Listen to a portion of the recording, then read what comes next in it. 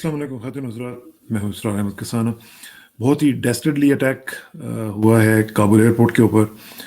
उसकी सारा दिन हम लोग देखते रहे डेवलपमेंट्स क्या हो रही हैं, किस तरीके से वहाँ पे मामला इस हद तक दिगरगूं हो गए हैं कि अमेरिकन भी वहाँ पे अपने आप को अनसेफ फील कर रहे हैं।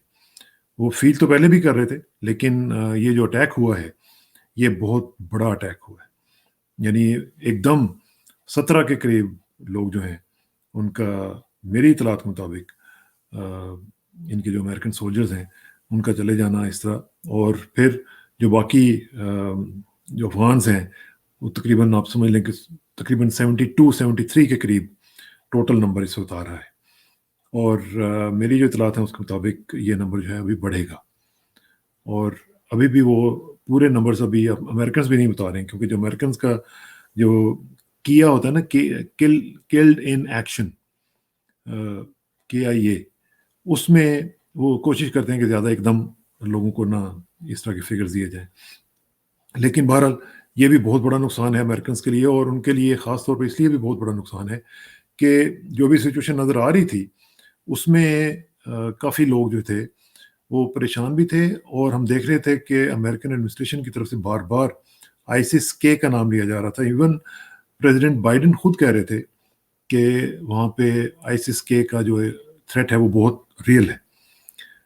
ये बहुत बड़ा क्वेश्चन यहाँ पे उठ रहा है कि एकदम सारे ही जो नेटो कंट्रीज़ हैं, उधर से जर्मनी से, UK से, प्रेसिडेंट बाइडेन की तरफ से एकदम ISIS का नाम लेके एक थ्रेट का कहना, और फिर विद इन 24 आवर्स वो अटैक भी हो जाना, तो ये काफ़ी क्वेश्चंस रेज कर रहा है, ये कैसे हो गया। और फिर नॉर्मली तो हम इस तरह की नहीं देखते हैं कि अगर कोई इस तरह का थ्रेट लेवल होता भी है तो डिपार्टमेंट ऑफ होमलैंड जो उनका है सिक्योरिटी, वो करता है इस तरह के थ्रेट लेवल्स को असेस करता है, उसके मुताबिक उनको फिर अपना अलर्ट लेवल जो है वो बढ़ा देता है, येलो वगैरह या दूसरे रेड वगैरह वो कर देता है।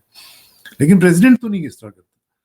तो बहरहाल ये क्वेश्चंस हैं, जो अथॉरिटीज़ हैं वो इसको सोचें और समझें कि ये क्या हुआ है।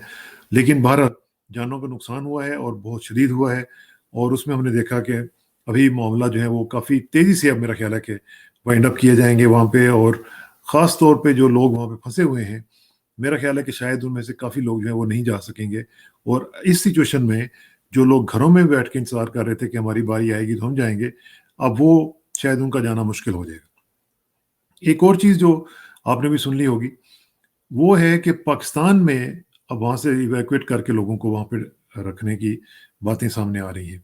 सबसे ज़्यादा कराची में, इस्लामाबाद वगैरह में, लाहौर ने इनकार कर दिया है, लेकिन बाकी जो शहर हैं, इवन मुल्तान वगैरह भी, वहाँ पे भी अफ़गानियों को रखने की एक प्लानिंग हो रही है, बल्कि आज से फ़्लाइट्स जो हैं वो शुरू हो जाएंगी। तो ये मैं समझता हूँ कि ये पता नहीं किस वजह से उन्होंने किया है। ये पाकिस्तान को नहीं करना चाहिए था, क्योंकि पाकिस्तान ऑलरेडी कह चुका हुआ है कि हमारे पास बहुत ज़्यादा रिफ्यूजीज़ हैं, और ये जो अमेरिकन उनको कह रहे हैं कि 1 महीने के बाद हम उनको ले जाएंगे, हु नोज़ कि कब तक लेके जाएंगे, कब तक नहीं लेके जाएंगे, और फिर मसाइल क्रिएट होंगे हमारे लिए, और फिर हम हाथ पे हाथ धरे बैठे रहेंगे और इनके वादों के ऊपर एतबार करने की कस्में खाते रहेंगे कि हमने क्यों किया था इस तरह। तो ये पाकिस्तान को बिल्कुल, मुझे पता है कि ये सोच रहे होंगे कि शायद इस तरह अमेरिकन जो हैं वो हम पे ज़रा खुश हो जाएंगे। हम सारी ज़िंदगी यही करते रहते हैं, अमेरिकन को खुश करने के बहाने ढूंढते रहते हैं कि किसी तरीके से वो हमसे खुश हो जाएं, और वो कभी नहीं होते। आप उनके सामने लेट भी जाते हैं तो फिर भी नहीं होते। आपने लेट लेट के देखा है, जो नहीं लेटे उन्होंने देख लिया ना क्या कर लिया। जो नहीं लेटे वहाँ उन्होंने लिटा दिया उनको, और वो आज खड़े हुए हैं वहाँ पे काबुल में। उनसे पूछ के वो उनको उनसे रिक्वेस्ट कर रहे हैं कि फलां सड़क के ऊपर हमारे लिए थोड़ा सा रास्ता खोल दें, फलां गाड़ी एक आ रही है। उसको आज देखा प्रेसिडेंट बाइडेन को आपने, कि वो कह रहे थे कि एक एक बस के लिए, एक एक गाड़ी के लिए हमें उनसे इजाज़त लेनी पड़ती है। तो मेरा ख्याल है ये सबक है हमारे लोगों के लिए भी, हमारे हुक्मरानों के लिए भी, और जो जो हमारे इदारे हैं उनके लिए भी, कि खड़ा होना सीखें। इन अमेरिकन के सामने थोड़ा सा आप खड़े होंगे तो आपकी बात भी सुनेंगे, आपकी बात मानेंगे भी। अगर आप लेट जाएंगे तो कभी भी नहीं सुनेंगे आपकी बात। तो ये जो चीज़ है, मैं समझता हूँ कि ये पाकिस्तान को नहीं करनी चाहिए थी, और कोई पता नहीं है कि ये जो अफगानी है और इनमें कौन कौन से लोग यहाँ पे आएंगे, और फिर होटल्स में अगर वो रहेंगे तो आप हर एक की तो नहीं कर सकेंगे मॉनिटरिंग। اور وہ جو لوگ ہوں گے ان کو آپ کیسے وہ آپ کریں گے, اکاؤنٹ فور کیسے کریں گے, ان کے لیے کیا آپ بندوبست کریں گے کہ ہزاروں میں وہ لوگ ہوں گے, کیسے آپ ان کو ساتھ پھرتے رہیں گے ان کے ساتھ جا کے, اور کیا کیا کریں گے آپ. تو یہ جو چیزیں ہیں میں سمجھتا ہوں کہ یہ ٹھیک نہیں ہوا, اور آئیسس کا جو تھریٹ ہے اس کے بارے میں جو انہوں نے کہا ہے یہ بھی مجھے تھوڑا سا گڑبڑ لگ رہا ہے. ایک اور چیز جو ہے وہ میں آپ کو بتانا چاہ رہا تھا کہ یہ ذرا تھوڑا سا میں آپ کو دکھاتا ہوں کہ صورتحال جو ہے وہ اس وقت کیا ہے, کیسے لوگ آنکھیں پھیرتے ہیں, صرف لوگ ہی نہیں پھیرتے, ملک بھی پھیر لیتے ہیں. یہ ہماری ایک افغان بہن ہے جو کہ رکن پارلیمنٹ تھیں افغانستان کی. اب یہ جو رکن پارلیمنٹ ہیں یہ انڈیا میں گئی. جب انڈیا میں گئی ہیں ترکی سے گئی ہیں, اور ترکی سے جا کے وہ کہہ رہے ہیں کہ Afghan women MPs flew to Delhi last week, اور اس کو ڈپورٹ کر دیا گیا. یہ رنگینا کارگر نامی ایک خاتون ہے جو کہ ولیسی جرگہ کے ساتھ ان کا تعلق ہے, اور فریاب پروونس سے یہ بلانگ کرتی ہیں. وہ کہتے ہیں جی کہ میں وہاں سے استنبول سے وہاں پہ گئی ہوں, اور وہاں پہ جا کے مجھے وہاں پہ ایئرپورٹ پہ بٹھا دیا گیا, اور ایئرپورٹ پہ بٹھا دینے کے بعد اسی فلائٹ کے اوپر جو استنبول سے آ رہی تھی اسی پہ مجھے واپس بھیج دیا. اور دوسری طرف ہم دیکھ رہے ہیں کہ جو دوسرے ایم پیز گئے ہیں ان میں سے خاتون بھی ہیں, سکھ ہیں اور ایک ہندو ہیں, ان کو انہوں نے ایکسیپٹ کیا ہے اور ان کو انہوں نے ویلکم کہا ہے. یہ جو مسلمان تھیں ان کو وہاں سے انہوں نے واپس بھیج دیا کہ یہ آپ جائیں یہاں سے اور آپ کا کوئی تعلق نہیں ہے یہاں. اب ذرا اندازہ لگائیں, ایک طرف یہ کہتے ہیں جی کہ ہم نے افغانستان کے عوام کے لیے اتنا پیسہ وہاں پہ لگایا, ایک طرف ہم یہ کہتے ہیں اور سنتے رہتے ہیں کہ جناب ہم نے $3 بلین وہاں پہ لگائے. دوسری طرف یہ ہے کہ ایک افغان ایم پی کوئی چھوٹی بات بھی نہیں ہے, ایک عام آدمی تو نہیں تھا, ایک افغان ممبر پارلیمنٹ, اس کو آپ نے وہاں پہ ذلیل و رسوا کیا, اور وہ کس منہ سے واپس گئی ہوں گی. تو یہ پوری سٹوری جو ہے یہ آپ پڑھ سکتے ہیں, یہ آپ کو میں نے دکھانی تھی, اور یہ میرا میسج تھا ان اپنے افغان بہن بھائیوں سے جو ہمیں گالیاں دیتے ہیں اور پھر تھکتے بھی نہیں ہیں. آپ یقین مانیں کہ ہمارے چند افغان بھائی اور بہنیں ایسی ہیں جو جن کا بس چلے تو پاکستان کو پتہ نہیں کیا سے کیا کرتے, اتنی نفرت ہے ان کے اندر بھری ہوئی. تو یہ دیکھ لیں جن کے پیچھے آپ پاکستان کو گالیاں دیتے ہیں, جس نے ہر قسم کی قربانی آپ کے لیے دی ہے, آپ کے لوگوں کو 30-40 لاکھ لوگوں کو پچھلی 3 جنریشن سے پاکستان جو ہے وہ سرو کر رہا ہے, ان کو کاروباروں کی اجازت دی ہوئی ہے, وہ ٹرک چلاتے ہیں, بسیں چلاتے ہیں. لاہور کا اوریگا سینٹر جا کے ذرا دیکھیں آپ, سارے کا سارا انہوں نے بھرا ہوا ہے, سارے کا سارا, بلکہ دوسرا بھی جو ہے وہ بھی سینٹر وہ بھی انہوں نے لے لیا. کاروبار میں کوئی مشکل نہیں ہے, سب کچھ چل رہا ہے. جو لوگ بیچارے پاپر تھے جن کے پاس کچھ بھی نہیں تھا, آج وہ اربوں پتی کئی ہوئے ہیں پاکستان میں رہتے ہوئے.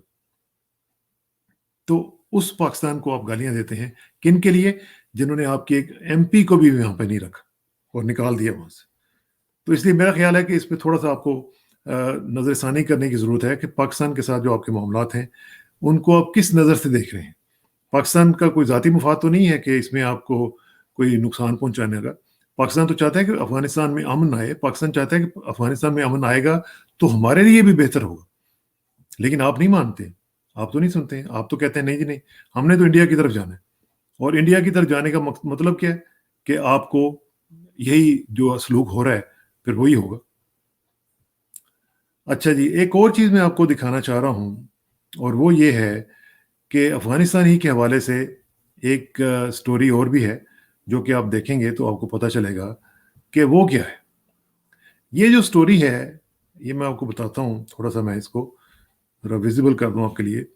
یہ اٹارنی جنرل ہے گارلینڈ, ان کو ریپبلکن کانگریس مین جو ہیں انہوں نے لیٹر لکھا ہے, اور انہوں نے کہا ہے کہ یہ جو سابق صدر تھے افغانستان کے ان کو انویسٹیگیٹ کیا جائے. اور کیوں کیا جائے وہ اس کی میں آپ کو وجہ بتا دیتا ہوں. یہ دیکھیں جی, یہ کہہ رہے ہیں کہ Republican members of the House Oversight and Reform Committee, یہ جو Oversight and Reform Committee ہے وہاں کی بڑی امپورٹنٹ کمیٹی ہے, are urging the Biden administration to launch an investigation into allegations that former Afghan President Ashraf Ghani fled Kabul with duffel bags of money, $169 million का ये case है। वो कह रहे हैं कि ये हमें बताएं कि $169 मिलियन, ये देखें, United States must do everything in its power to seize any illicitly gained funds that were corruptly embezzled by President Ghani। यानी वो कह रहे हैं कि जो गैर कानूनी तौर पे उन्होंने एम्बेजल किया है, ये देखें, ये आ गया। Not only did President Ghani flee the country of Afghanistan prematurely, बहुत जल्दी भाग गए, and contribute to the rapid fall of the American-backed democratic government in Kabul, जिनकी वजह से हुकूमत गिरी, but he brought with him duffel bags full of cash totaling $169 million। वो जो आपने देखा ना कि जो बैग्स लेके भाग रहे थे वहां से, और यहां तक कि हेलीकॉप्टर में जगह नहीं बनी, आप अंदाजा लगाएं वहां पे।